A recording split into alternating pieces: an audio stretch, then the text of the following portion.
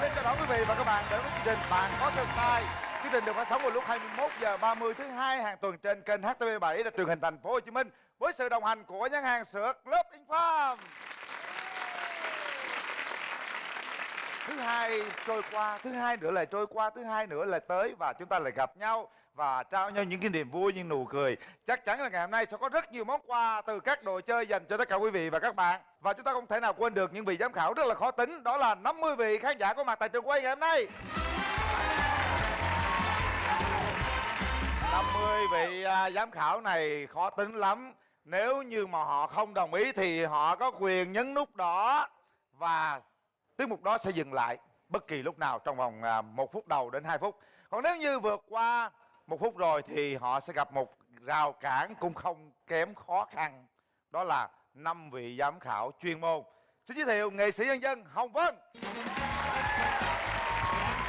Một người rất là dễ thương, rất là dễ tính, rất là hào phóng, với nhiều nụ cười nhưng mà đôi khi cũng căng thẳng, Lê Hoài. Ca sĩ Phương Thân. Một người cao to, đẹp trai, rất là cao, Minh Nhí. Cao bởi vì anh ngồi ghế cao. Ca sĩ, diễn viên, người dẫn chương trình Cát Tường. Thưa quý vị, nếu như ngày hôm nay tiết mục nào được sự đồng ý của khán giả từ 70% trở lên, họ sẽ được cộng 1 điểm, còn từ 90% trở lên sẽ được cộng 2 điểm. Mỗi tiết mục như vậy trôi qua là một cái sự căng thẳng hồi hộp chờ đợi. Đến cuối cùng đội nào chiến thắng cũng phải gặp căng thẳng nữa, phải tiếp tục thi với một đội đương kim vô địch tuần trước để nhận giá trị giải thưởng là 10 triệu đồng. Và nhóm đầu tiên ngày hôm nay sẽ chịu rất nhiều áp lực quý vị nha. Nhóm đó là nhóm nào? Xin mời quý vị chúng ta bắt đầu theo dõi. Bánh tù xì ra cái gì là cái này. 1, 2, 3, 4, 5, 6, 7, 8.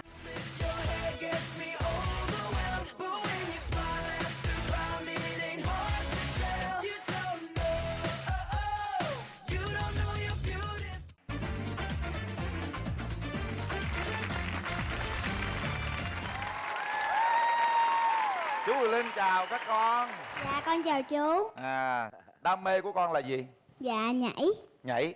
Con muốn chú Lê Hoàng nhảy chung tụi con không? Dạ muốn. Và bây giờ các cháu có 2 phút để thể hiện tài năng của mình. 2 phút bắt đầu. Bạn có thực tay.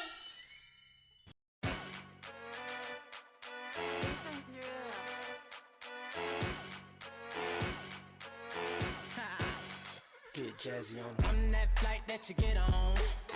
International. First class seat on my lap, girl. Riding comfortable.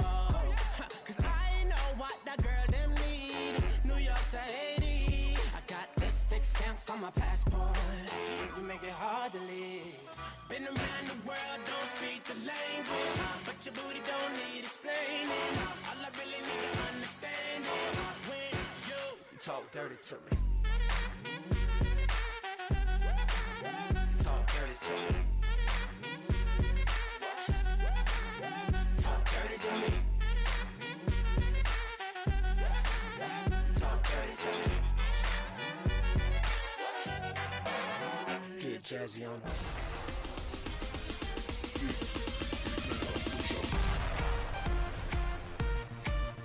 Switch up. I just can't switch up. Making me feel if it's switch up. Sunk in your bed, rock. I'm stuck in your head. Switch up. I want it all. Know what I mean? Your love is a dose of that. Switch up. Sunk in your bed, rock. I'm stuck in your head. Switch up. I want it all. Know what I mean? Your love is a dose of that. Switch up. I'm with it. I need it. I just can't switch up.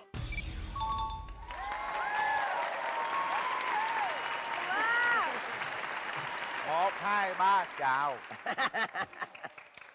Con tập cái tiết mục này lâu chưa con? Dạ khoảng 1 tháng rưỡi. Tháng rưỡi đó hả? Hay quá, có tiết mục nào con chỉ chú tập lắc mông sao? Đúng. Rồi chú Lê Hoàng, nắm tay chú Lê Hoàng xuống đây. Rồi xong vô tận ổ luôn. Đâu thử cái tiết mục hay lắm anh Hoàng. Cái này tập 2 này em với anh thử thôi.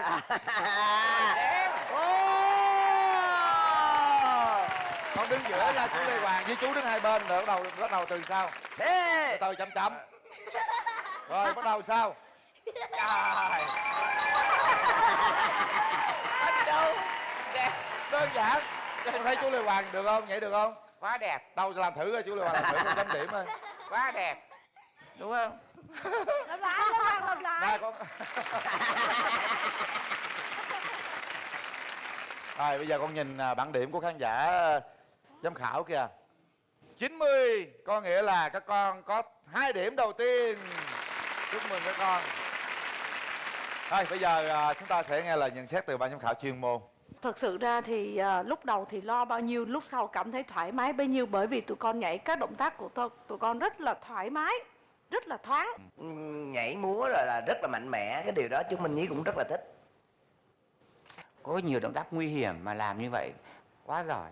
Bây giờ các con nhìn số điểm của mình đây. Số điểm bắt đầu.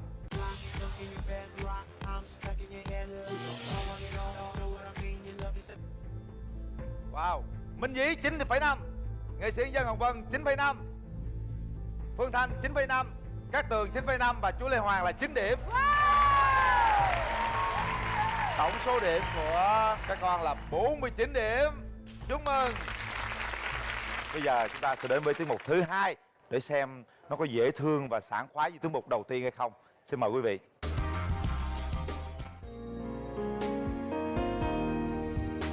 Chỉ cần nhìn thấy em thôi là anh đã thấy nôn nao. Ai thích bài gì em hát bài đó.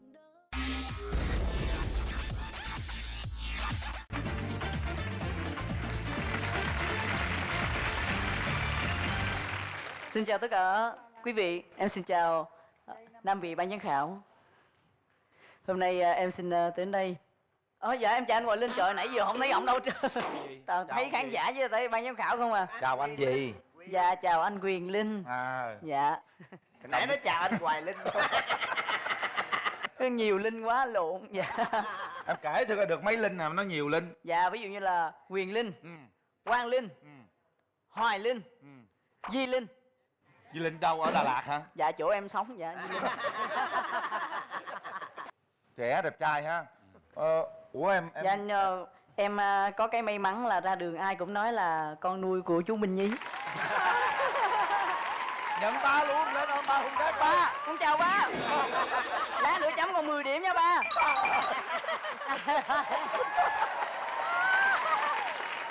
Dễ sợ quá. Em Phúc em bán kẹo kéo hả? Dạ chính xác. Rồi em bán kẹo kéo không ra sao Phúc? Ví dụ như là khi mà em bước tới một quán nhậu thì em sẽ giới thiệu sao? mình làm nghề gì. Vâng, lời nói đầu tiên xin cho phép kẹo kéo nghệ sĩ đường phố Bùi Vĩnh Phúc xin gửi tới tất cả quý vị đang có mặt tại quán nhậu. Quán nhậu của quán nhậu bạn có thực tài. Lời chúc sức khỏe và lời chào trân trọng nhất. Trời trời nó gan quá, nó đem nguyên chương trình ta nói thành quán nhậu luôn. Vâng. Gan Và quá. ngay bây giờ em xin phục vụ văn nghệ và sau đó sẽ bán kẹo. Em xin đọc một số list bài hát của em. Anh chị nào thích bài nào yêu cầu bài đó em sẽ hát bài đó. Ví dụ như là anh không đòi quà cơn mưa ngang qua, em của ngày hôm qua chót yêu giống mưa nắm lấy tay anh giúp anh trả lời những câu hỏi. Anh nhớ em người yêu cũ có anh nơi đây rồi, bức tranh từ nước mắt tìm lại bầu trời. Anh khác em khác, nơi tình yêu bắt đầu nơi tình yêu kết thúc, chắc ai đó sẽ về. Xuân này con không về gọi mưa, chia tay cho mưa, cầu vồng sau mưa, chuyện ba mùa mưa, dấu mưa. Con bướm xuân không cảm xúc, bạc đắng tình đời. Thôi mệt quá anh ơi. Anh thi hôm nay thi gì? Dạ Bán kẹo kéo hả? hôm nay không, em sẽ thi phần thi đó là em sẽ vừa hát và em sẽ hát một lần 4 ca khúc Việt Nam trên một nền nhạc trong vòng 2 phút. Và trong khi hát em sẽ cắt tóc của một bạn người mẫu nữ, từ mái tóc dài xinh xắn sẽ thành một mái tóc ngắn giống như anh Quyền Linh. Em dám hy sinh cho anh Phúc cắt tóc hả? Dạ. Có ân hận gì không? Dạ không ạ. Rồi chuẩn bị 2 phút dành cho hai bạn. Bắt đầu. Bạn có thực tài.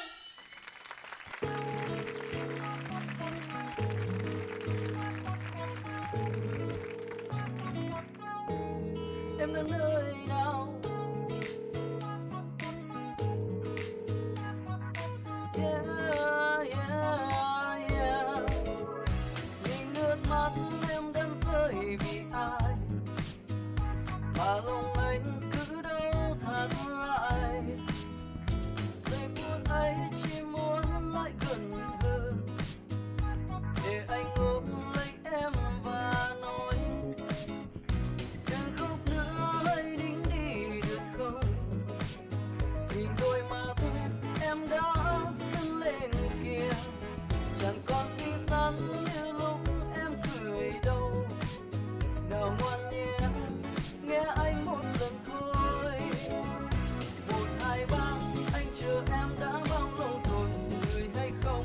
1, 2, 3, anh chờ em giữa đêm mưa buồn gió lạnh. 1, 2, 3, nghe thời gian vẫn trôi âm thầm từng phút giây. 1, 2, 3, anh chờ em chờ giữa kỷ niệm đắng cay. Cô đơn từng ngày, anh đếm giây phút nhớ em từng giờ, làm sao xóa đi bao vết thương sâu trong lòng anh.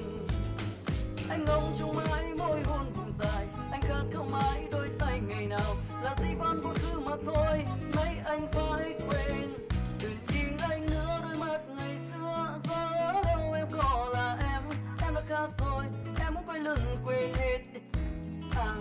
Tình yêu trong em giờ toàn là xa xôi, anh không muốn vui mình trong mơ, anh không muốn đi tìm giấc mơ ngày hôm nào. Đừng mơ và đêm mày là em của ngày hôm qua. Tình là em của ngày hôm qua. Đừng bỏ anh một mình nơi đây. Dừng lại, hết thời gian rồi. Mới có nửa mái thôi, mái bên kia chưa cắt. Dạ không, này là cắt một mái cho anh. Một mái Dạ, hả? tại vì cắt 2 mái là thành 4 phút lận. Dạ. Dạ. Nhưng mà cắt tóc là đã xong thành phẩm chưa? Dạ, em cắt tóc thì xong rồi, đây là mái xéo của con gái. Dạ. Vậy là cái sai của em ở cái bài thi này là em giới thiệu bậy rồi. Tự nhiên em nói cắt mái tóc dài thành mái tóc anh Quyền Linh, cho nên mọi người cứ chờ là em sẽ cắt cái gì đó. Mà chị là cũng là dân làm tóc, và chị ngồi chị nghĩ ủa sao này nó cắt gì mà nó làm hoài có cái mái rồi ở phía sau nó làm gì. Chị dạ. không hiểu. Thì ý là em chỉ nói là cắt mái cho ngắn lại cho dễ thương thôi, còn em nói là giống anh Hoài Linh là chọc anh Quyền Rồi, Linh nhưng thôi. mà em Dạ. đã em làm cho khán giả hiểu lầm. Ban giám khảo đây ai cũng hiểu lầm, chị đảm bảo đây ai cũng tưởng như chị đó, cho nên họ đang chờ một cái cú cắt gì đó. Chị tưởng đâu là em cắt cái mái xong rồi em túm phía sau lên đưa lên cao, em cắt một cái bụp là em tháo ra, chị tưởng vậy. Nhưng mà tôi thấy là em cũng có cái tài của em á chứ. Em cũng có cái tài của em cũng duyên dáng và hát thì cũng hay đấy, hát cũng hay. Nhưng mà sao anh binh con hả? Nhưng mà ý đang nói không phải nói cái bài thi của em mà là nói cái bản thân em. Vì đây cái chương trình này là chương trình bạn có thực tài thì thật sự là bạn cũng có tài. Tài của em nằm ở nơi miệng chứ không phải là tay. Tay nó chỉ là một cái gì đó có thêm cái năng khiếu thôi. Em hoạt ngôn rất giỏi và em ứng biến tất cả các tình hình trên sân khấu rất là tốt. Cho nên nếu mà đã dự thi á thì em nên lựa cái gì mà nó thuộc về phần khẩu của em. Vì em cái đó là thế mạnh của em. Cái vấn đề ở đây á, là mọi thôi. người mong sự trở lại của bạn và để bạn đột phá hơn. Đó, chứ còn bây giờ nó không nằm ở điểm số nữa, cho nên em đừng quan tâm đến điểm của em nữa. Tóm lại thế này, em rất là dễ thương, đẹp trai ha. Đúng Rất rồi. có tài, rất đẹp trai, tính hơi bị sai, lỗi không phải của ai hết rồi xong. Em hãy nhìn đi, giám khảo khán giả cũng cho số điểm cũng khá cao đấy, 86%. Tức là cộng 1 điểm dành cho em rồi. Còn bây giờ thì số điểm từ ban giám khảo chuyên môn. Số điểm bắt đầu. Giờ đâu em có là em đã khác rồi, em muốn quay lưng quên hết.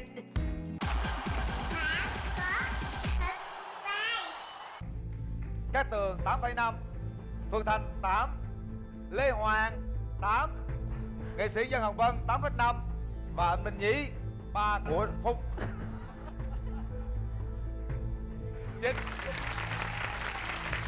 Tổng số điểm của Bùi Vĩnh Phúc 43.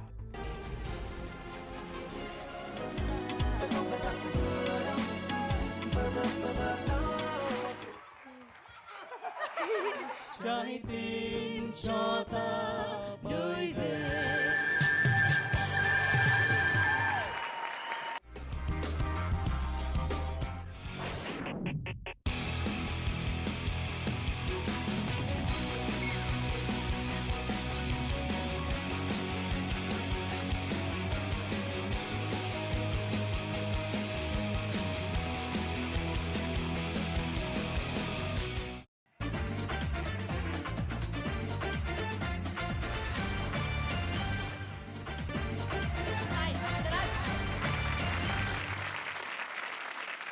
Chào các con. Dạ, chào chú Quyền Linh. Tuần trước thì có nhóm đông đông lớn, giờ đông đông nhí, nay đông hơn được người. Ủa tụi con là sao của nhóm đông đông lớn? Dạ, đệ tử. À, đệ tử. Tức là đông đông lớn, đông đông nhí. Rồi chút mốt con tuần sau có nhóm đông đông nhóc như Thi nữa. Là nhỏ hơn tụi con nữa đúng không? Dạ. Trời ơi, thiệt hả? Nói chơi mà thành thiệt hả?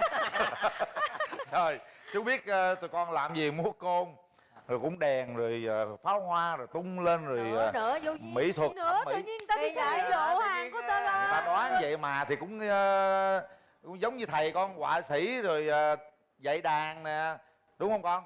Thấy không? Thấy đó đúng luôn mà. Trời, nhưng mà này ta nhí. cái đó là chuyện của người ta. Sẵn sàng chưa? Dạ. Mạnh dạn lên coi, mình giỏi sinh mà. Sẵn sàng chưa? Dạ, sẵn sàng. Rồi, 2 phút bắt đầu. Bạn có thích sai.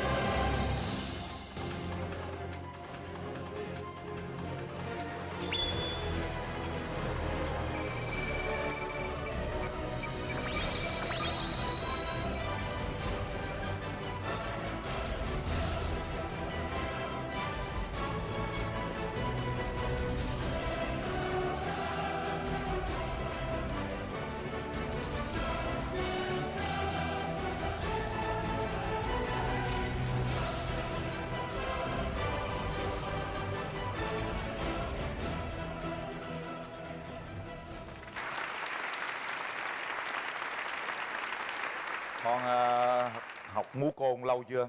Dạ, 2 tháng. Lâu quá. 2 tháng. Sao con yêu cái nghề múa côn này vậy? Dạ, mới ban đầu mấy tụi con đi chơi thấy thầy Trần Tiểu Long thấy đánh có hào hứng, thấy mấy tụi con thấy có là đam mê môn võ thuật luôn, cái mà bao con mới xin vô tập luôn. À, thầy Tiểu Long dạy miễn phí cho các em. Ồ. À, một cái màn múa hết sức là ấn tượng. Nhưng mà khán giả giám khảo như cũng khó tính, có người thích người không thích. Họ thích tụi con học hơn là múa côn. Chắc là vậy. 74%. Có nghĩa tụi con cộng thêm 1 điểm. Tụi con sẽ nghe ý kiến từ ban giám khảo chuyên môn. Xin mời anh Lê Hoàng ạ. Các em múa là rất là đẹp mắt, động tác điêu luyện lắm và đội hình cũng được. Chỉ có điều các em chỉ thiếu một chút thôi là mình là sĩ sinh võ thuật á, khi mình trình bày á, thì cái nét mặt á, nó phải quyết liệt một chút, nó phải có một cái tính chiến đấu trên mặt. Thì đây các em khi các em biểu diễn các em bị cái mặt đôi lúc nó thản nhiên quá. Thầy con dạy múa côn rất giỏi thầy Tiểu Long. Nhưng mà để khuôn mặt nó ngâu hơn rồi con nên học chú Lê Hoàng. Và bây giờ sẽ là số điểm từ ban giám khảo chuyên môn. Bắt đầu.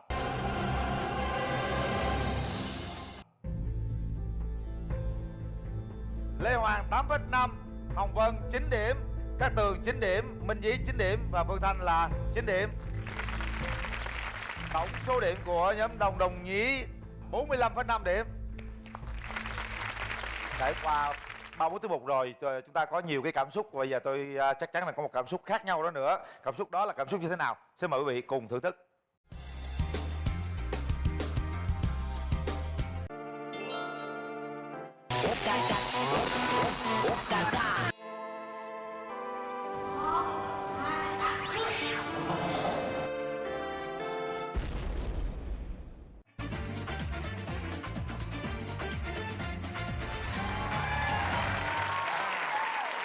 Rồi con lên đi.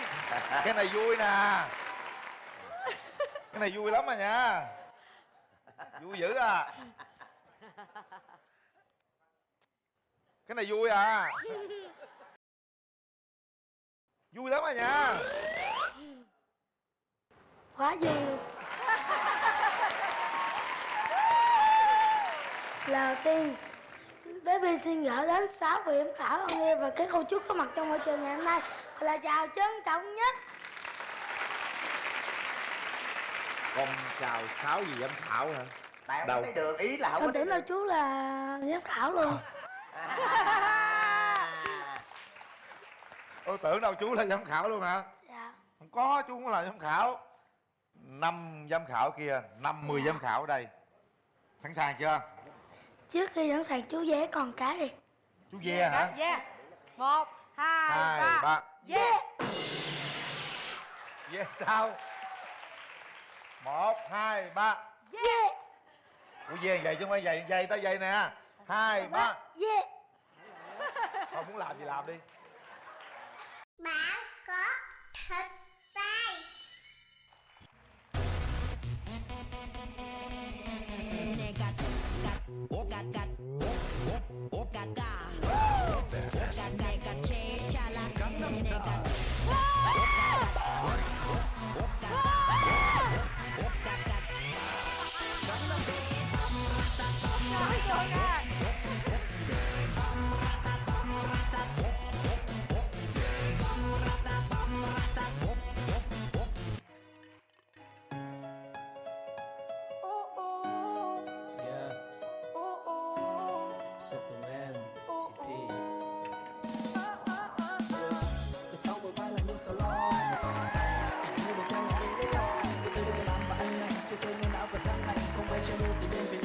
Trên khi khí cầu tôi là ai mà ai là tôi mặc kệ cứ bán nào tôi vì ai và ai vì tôi cuộc sống dâng trao đừng có ngoài đó thì ngó và đi sẽ rời ra vào tay của tôi và hát đừng có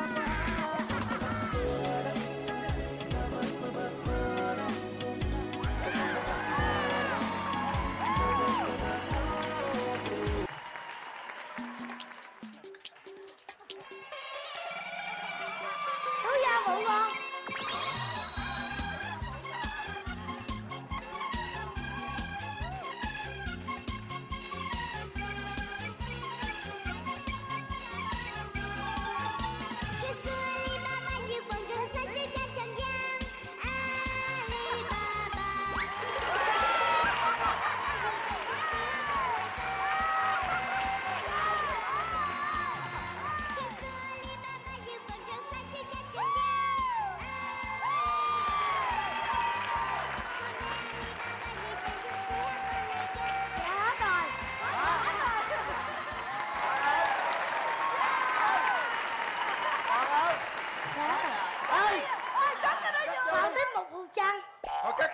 Cắt vô tôi gái. Cắt vô. Đây cái đó. Bây giờ con tặng cho chú món quà nữa. Thôi cảm ơn. Thôi cho con tặng món quà. Bây giờ nha. Nè, 1 nè, 2 nữa.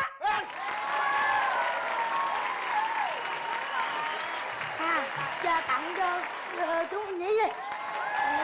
Thôi tặng cho chú nè. Tặng cho con gì không? Có tặng cho con gì? Thôi đụng vô mất công ra. Tặng cho chú nè. Làm gì khác? Tặng ơi. Đụng vô ra khác.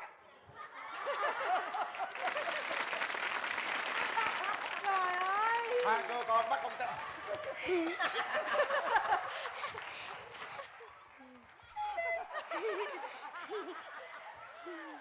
Nói chung là con hấp dẫn đấy. Thôi 100 điểm luôn. 100%.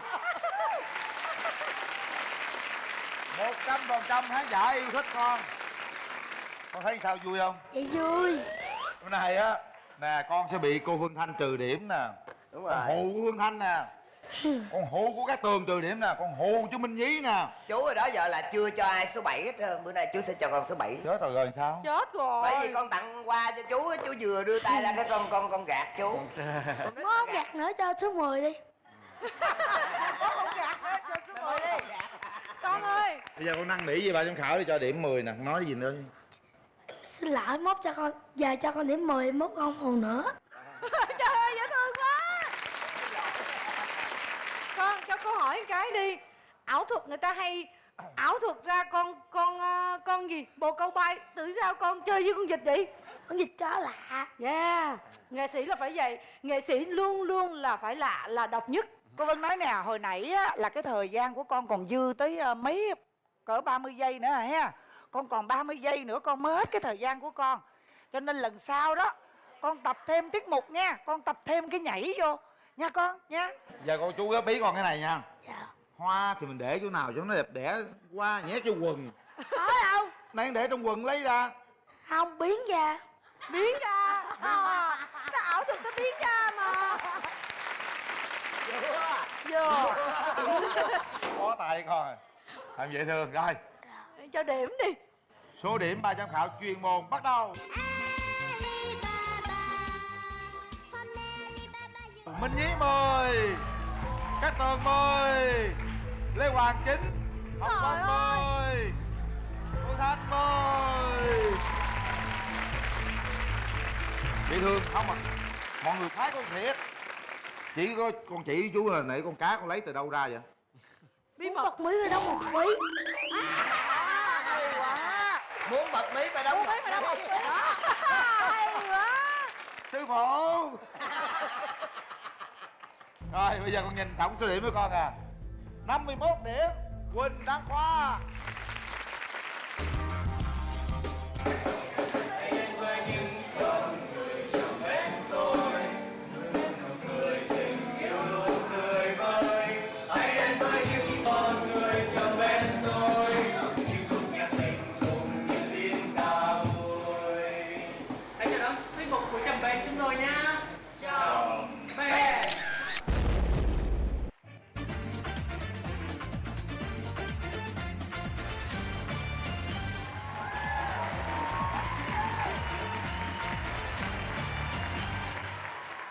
Chào các bạn.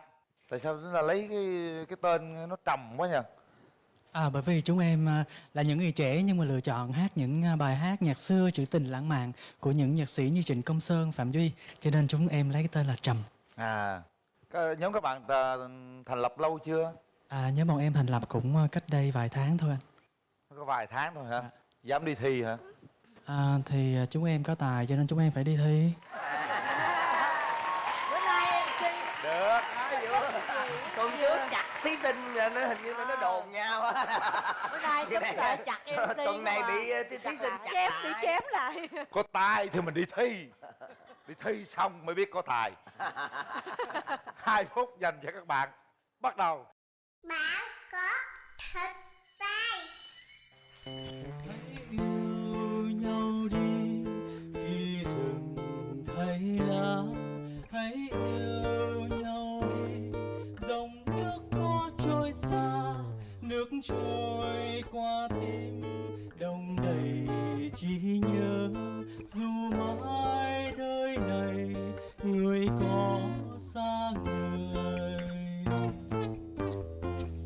Hãy yêu nhau đi quên đời nguy khốn. Dù vẫn biết mai đây xa lìa thế giới.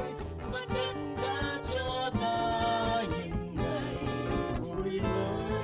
Hãy nhìn vào mặt người lần cuối trong đời.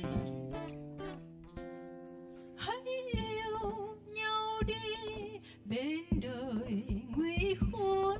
Hãy yêu nhau đi bù đắp cho trăm năm. Hãy yêu nhau đi cho ngày quên tháng. Dù đêm rung động, dù sáng mưa buông, hãy trao cho nhau những lời yêu dấu. Hãy trao cho nhau hạnh phúc lẫn thương đau. Trái tim cho ta đời về đường đâu. Được quên rất nhiều ngày tháng tiêu điều. Được quên rất nhiều ngày tháng tiêu điều.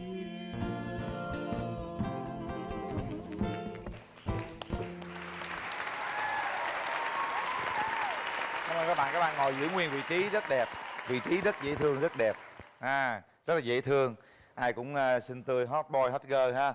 Chúng ta nhận được 90% số điểm từ khán giả, có nghĩa là các bạn cộng được 2 điểm.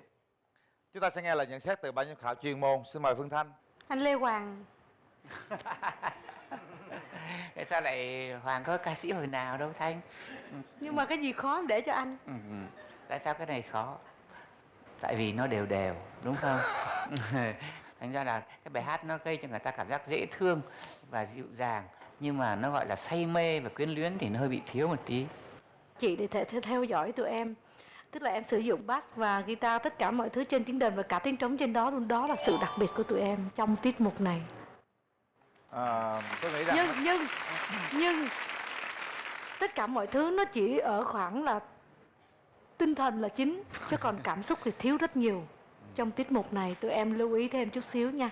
Với lứa tuổi này mà các bạn say mê cái dòng nhạc này á, theo tôi đó là một cái điều phải ghi nhận đã. Tự nhiên nhìn các bạn tôi thấy tôi yêu đời quá. Mà tôi còn hy vọng một chút gì ở tương lai, ở cái lứa tuổi của các bạn sau này. Đó là một cái điều ghi nhận riêng bản thân tôi. Tôi không biết mọi người có đồng cảm hay không, nhưng tôi nghĩ là khán giả 50 vị giám khảo đồng cảm với tôi. Rồi, và bây giờ chúng ta sẽ có số điểm từ ban giám khảo chuyên môn. Hãy trao cho nhau muôn lời yêu dấu.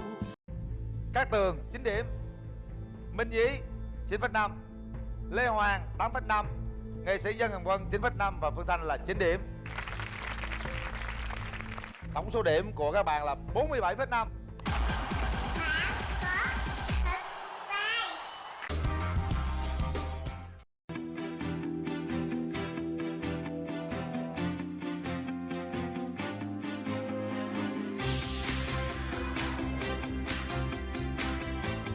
Em thích anh cá kèo, đã hết này làm cho em khám phá một cái em tin mình có hạ tài.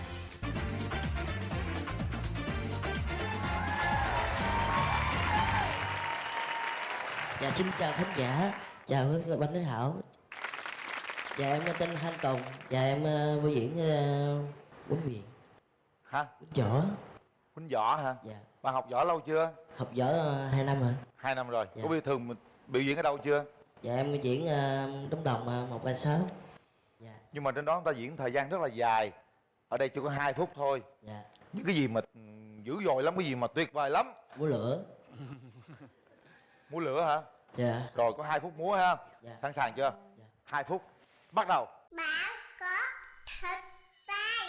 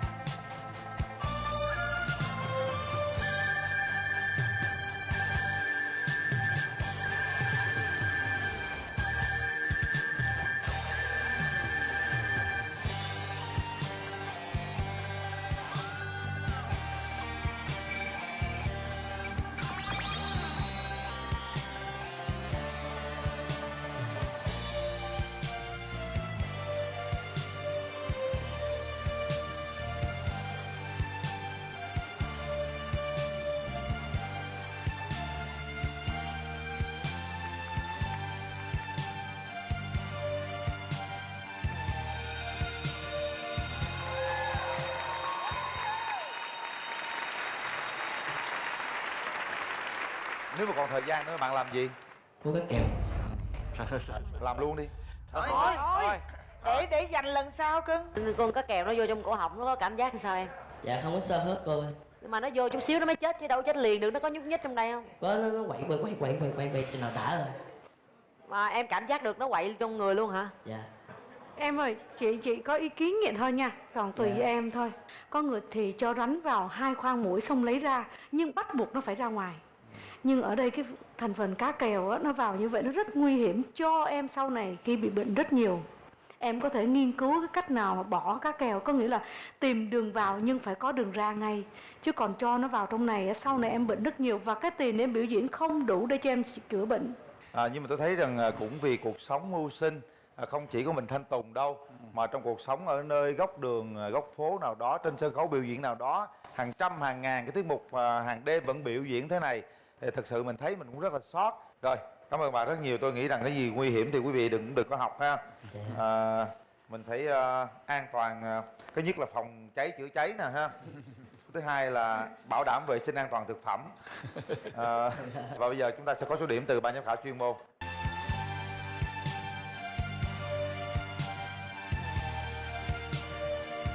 Anh Minh Nhí 9, Cát Tường 9,5, Lê Hoàng 8, nghệ sĩ Dân Hồng Vân 9, Phương Thanh 9. Tổng số điểm của Tùng là 45,5. Chúc cho con đường mưu sinh của Tùng gặp nhiều may mắn. Chúc Tùng thật nhiều sức khỏe.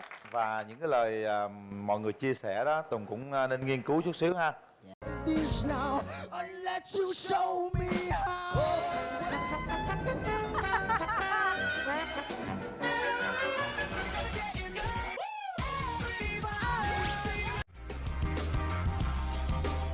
Nhóm chúng mình là The Way, đến từ những sinh viên của trường đại học khác nhau.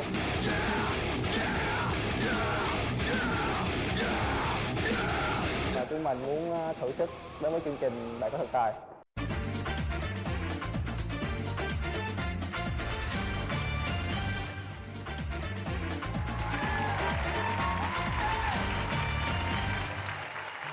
Xin chào The Way. Xin chào em MC Quỳnh Linh và ban giám khảo và toàn thể khách mời đến đây chương trình này. Các bạn thành lập nhóm được lâu chưa? Bên của chúng em đã thành lập được nửa năm ạ. Tại sao mình gặp nhau, mình họp nhau về cách chơi nhạc hay sao?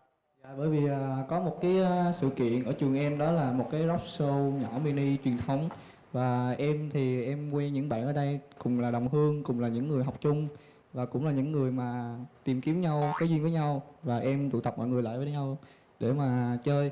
Và sau khi chơi cái buổi rock show nhỏ đó thì chúng em thấy hợp nhau và chúng em tiếp tục con đường mà chúng em cảm thấy đam mê. Chúng ta sẽ có 2 phút để thể hiện tài năng của mình. Chúc các bạn sinh viên với niềm đam mê của mình sẽ hoàn thành tốt tiết mục ngày hôm nay. 2 phút bắt đầu. Bạn có thực tài. When the days are cold and the cars are full, when the sands we see are made of gold, when the trees all fell and the ones we held, and the worst of all, and the pleasure stand. I wanna have the truth, I want the self that you, who with the pretty shine. There's nowhere we can hide. No matter what we bring, we still the made of me. This is my kingdom come. This is my kingdom come. When you feel my heat, look into my eyes. It's grandma demon side. It's grandma demon side. Don't get too close. It's inside. It's grandma demon side. It's grandma demon side. They say it's wise you made. It say deserve to fade. You've been in my show, and then should let you go. Your right and shine so bright. I want the self-light. I can't escape this now unless you show me how. When you feel my heat, look into my eyes. It's grandma demon side. It's grandma demon side. Don't too close. It's inside. It's grandma demon side. It's grandma demon side. Phần biểu diễn của các bạn đã nhận được 96% từ giám khảo khán giả. Các bạn được cộng thêm 2 điểm. Và bây giờ sẽ là nhận xét từ ban giám khảo chuyên môn. Xin mời Cát Tường. Có một điều là nếu như mà mấy cái bạn trong band á mà cũng phải diễn xuất thêm nữa, chung vô phụ với cái bạn hát á thì nó sẽ là hoàn hảo hơn. Tại vì mỗi người mà mấy em đang lo cặm cụi, mỗi người mỗi làm cái việc của mình quá, nó thiếu một cái sự kết nối giữa mọi người. Chứ còn về hát, về hòa âm phối khí thì rất là hay. Đó là suy nghĩ của chị như vậy. Chất giọng bạn hay, đầy, và cũng chỉ một mình bạn hát thôi là đủ cho một cái tiết mục. Ý là tôi khen cái lực của bạn. Bởi vì giọng hát của em có lực, có trầm, có cao, có trép, có bass, có đầy đủ tất cả của một giọng hát hoàn chỉnh. Khi nó hết thì tôi cũng bất ngờ quá à.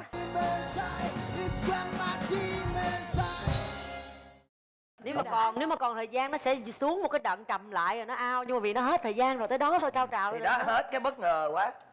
Có nghĩa là hết hồi nào tôi không hay á. Muốn nghe nữa thì cho vô vòng trong mà nghe tiếp. Tóm lại vấn đề là cảm xúc, các bạn phải có cảm xúc đong đầy chút xíu nữa. Và bây giờ số điểm ban giám khảo chuyên môn không biết có cảm xúc hay không. Số điểm bắt đầu.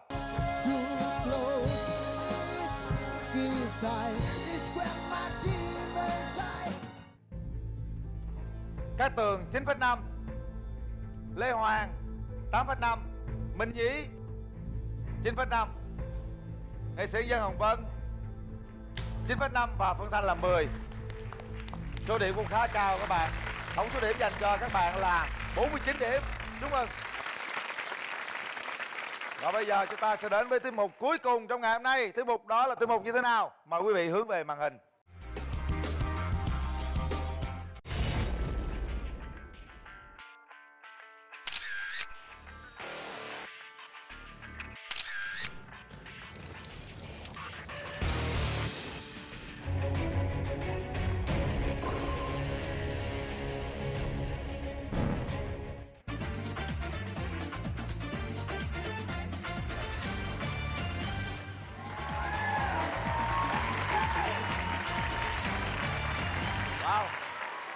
Nhóm này hôm trước Lê Hoàng, anh Lê Hoàng nói là chưa có giống solo bởi vì cái chân, đúng không anh?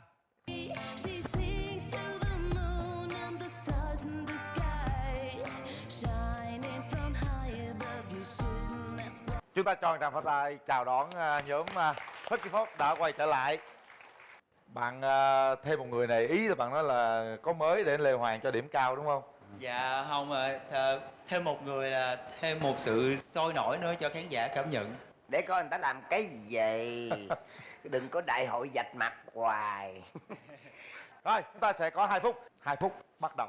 Bạn có thật sai.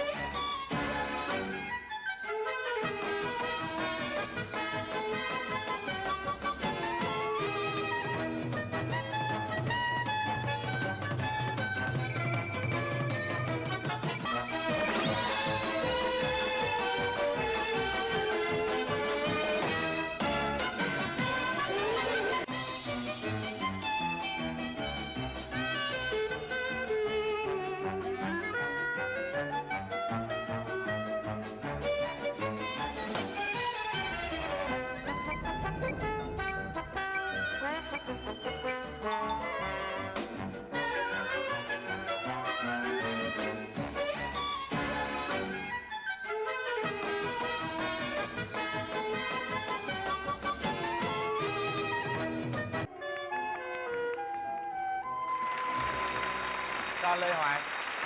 Xem rất là vui, lôi cuốn, hấp dẫn, dễ thương.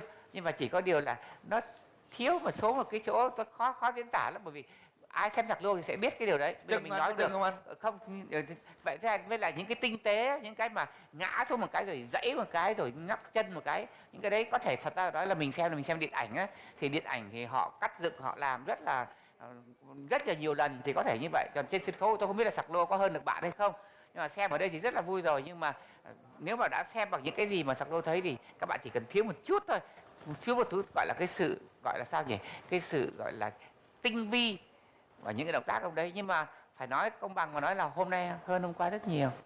Tinh vi là trong điện ảnh nó mới cái tinh vi, như điện ảnh thì nó mới cận vô được cái chân, cận vô cái râu, nó mới giật, nó có giật mà tại sao anh không thấy đó chứ. Đâu chứ sao điện ảnh thì anh so với sân khấu sao anh so được, sân khấu làm sao nó cận vô, chứ nãy nó có diễn á mà anh không thấy.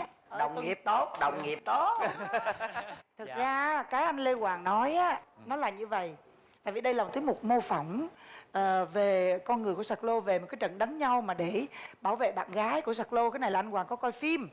Và cái nội dung là mình tải như vậy, nhưng mình thể hiện bằng cái ngôn ngữ kịch câm và ballet thì mình phải làm cho đúng. Đó, cái điều anh Hoàng muốn là như vậy và chị cũng muốn như vậy. Minh Nhí là người đóng Sạc Lô giống lắm á, anh nói đi. Tôi quý các bạn là gì? Vẫn trở lại với chương trình, vẫn nhiệt huyết, vẫn có sửa, có sáng tạo theo góp ý của giám khảo của tuần trước đó. Thì tôi thấy là các bạn có những cái tinh thần tiếp thu đó thì là tôi rất là quý. Nhưng mà xem cho kỹ nữa đi, xem cho kỹ Sạc Lô nữa đi, rồi bắt chước Sạc Lô cho kỹ. Từng cái ánh mắt của ổng vẽ mắt tròn như nè, từng cái ánh mắt rồi từng cái đi giống như là đó như hai cái chân đi đó, nó giống kia đó. Ví dụ như vậy. Bây giờ thì già rồi, hết giống rồi. Rồi, đó là nhận xét từ ban giám khảo và bây giờ sẽ là số điểm. Chúng ta có 80% khán giả bình chọn, bạn cộng thêm được 1 điểm. Còn bây giờ sẽ là số điểm từ ban giám khảo chuyên môn. Bắt đầu.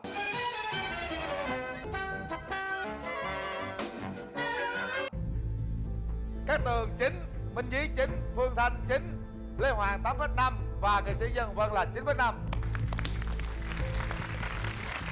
Tổng số điểm dành cho đội các bạn là 46 điểm. Chiếc cúp vô địch sẽ thuộc về đội nào đây? Và bây giờ chúng ta sẽ công bố số điểm của từng đội.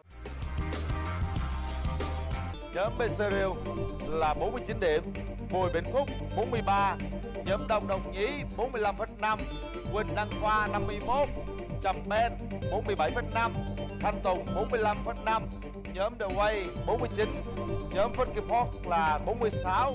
Như vậy, tiết mục của Quỳnh Đăng Khoa là tiết mục cao điểm nhất 51 điểm. Chúc mừng! Còn bây giờ, con sẽ thi đấu với một đội đương kim vô địch tuần vừa rồi.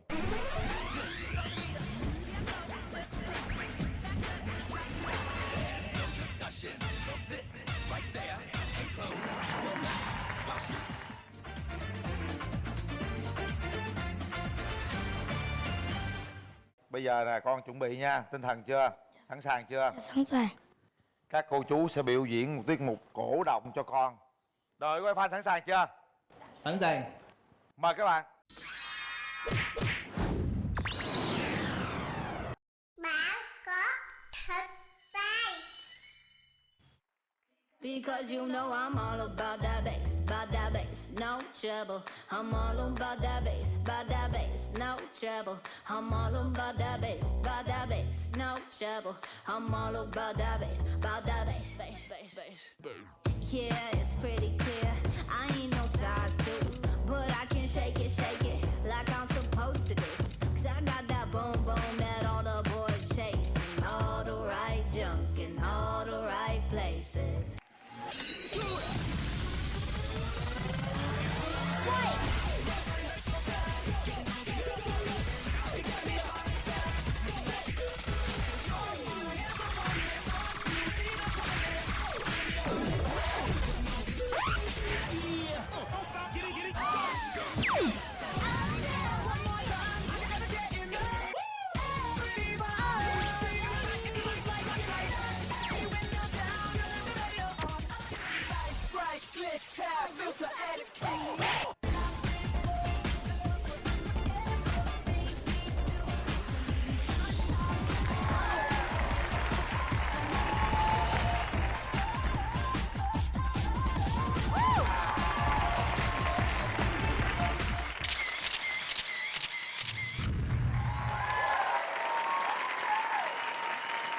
Lúc đầu tưởng là các bạn bị sự cố, là cả ban giám khảo nó chết rồi.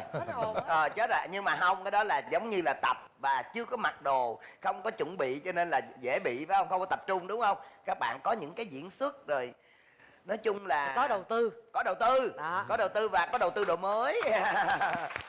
Có giải thưởng 10 triệu tuần rồi. Lần này 10 triệu nữa đầu tư nữa. Cái cảm xúc của tôi từ tuần trước đối với các bạn là đúng, có nghĩa tôi rất khâm phục cái ý chí của các bạn. Và một câu cuối cùng tôi muốn nói với các bạn rằng các bạn không phải dạng vừa đâu. Như chị Hồng Vân nói là không phải dạng vừa đâu, nhưng còn nhân vật này cũng không phải dạng vừa đâu. Cũng không có vừa đâu.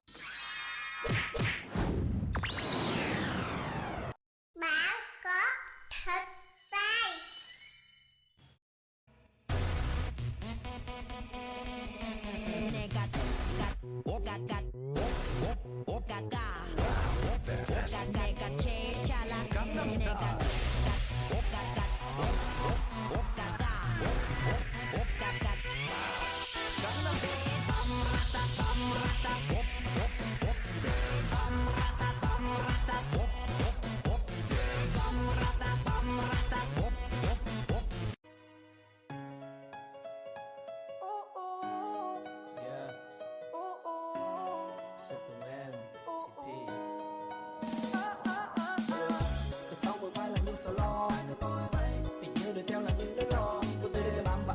Suy tư nhung não cả tháng ngày không quen chơi yêu thì đến phải đúng thần điên rồi trên khí cầu. Tôi là ai mà ai là tôi mặc kệ cứ ban nào. Tôi là ai và ai thì tôi cũng sẽ dâng trao. Đừng có người đó nhưng nó phải đi sẽ ra vào tay của tôi và hát. Đừng đang có hát.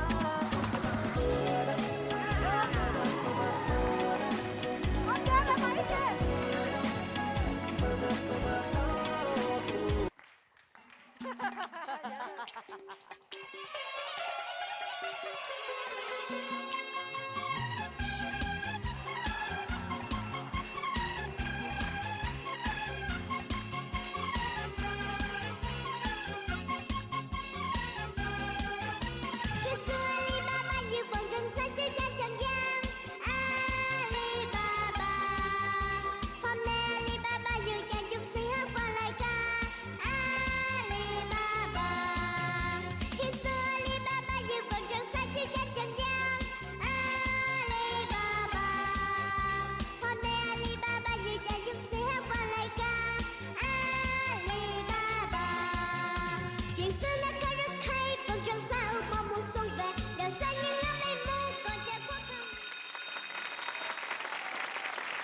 Làm tiếp đi con, làm tiếp đi.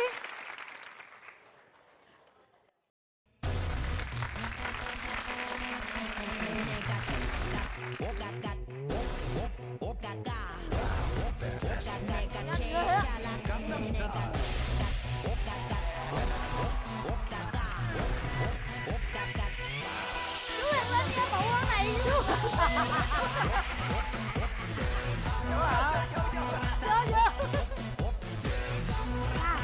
Chú Linh coi cái gì không? Chú Linh coi cái gì không? Không. Nè bây giờ chú giờ ấm nắp lại nha. Rồi hữu không. Chú đập đi. Đập lên đi. Đừng có nói tôi lấy con trăng ra nữa nha. Không có. Cái này hay lắm. Hả? Hay lắm. Hay lắm. Hả? Cái này hay lắm. Cái này hay lắm. Hay không lắm trăng. Không trăng. Có trăng không? Không. Đập đi đi. Đập hả? Đập thì được, tưởng gì. Mở con mở đi.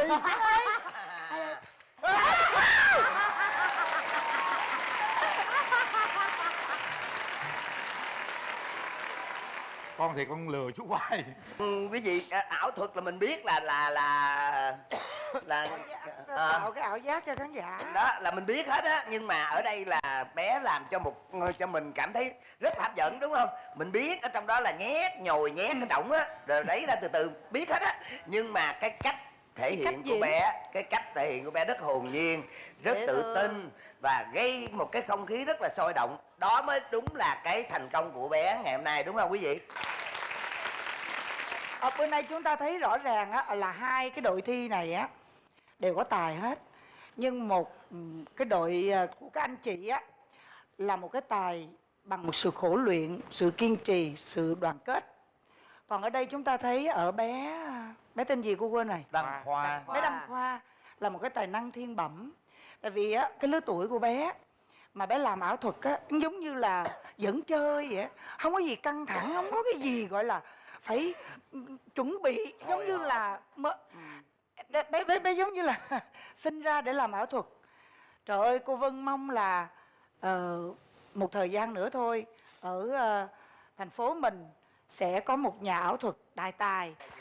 Chúng ta vừa xem phần biểu diễn của đội White Fan cũng như bé Đăng Khoa. Tôi nghĩ rằng hôm nay là ban giám khảo mới là những người rất là khó. Nếu như ngày hôm nay đội Đăng Khoa chiến thắng thì con sẽ nhận được 10 triệu đồng và cái cúp.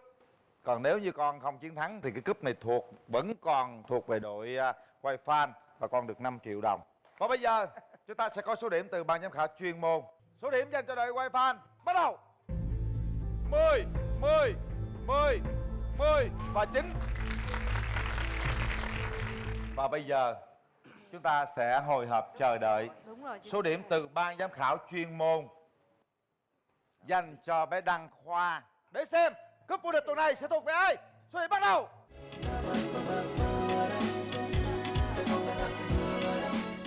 10, 10, 9, 10, 10. Chúng ta sẽ đến với số điểm từ ban giám khảo khán giả để quyết định đội nào sẽ nhận cúp vô địch đây. Đầu tiên sẽ là đội White Fan. Cột đỏ hay cột xanh? Số điểm bắt đầu.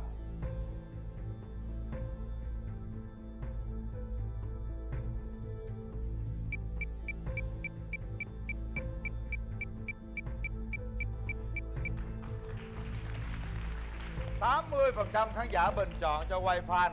Số điểm dành cho bé Đăng Khoa bắt đầu.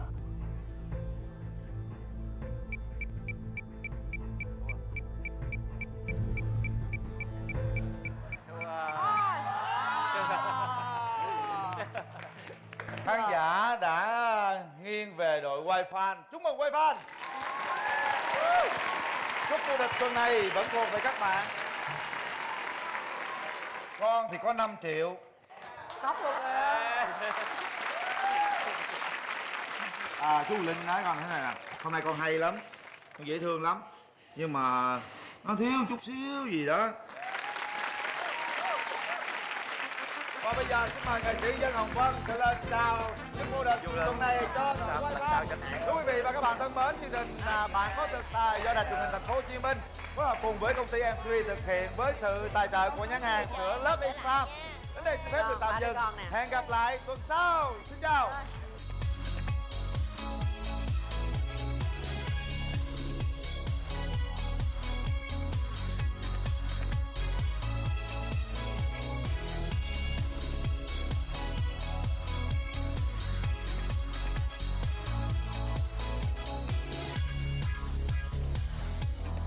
Chương trình do công ty MCV và Đài Truyền hình Thành phố Hồ Chí Minh phối hợp thực hiện.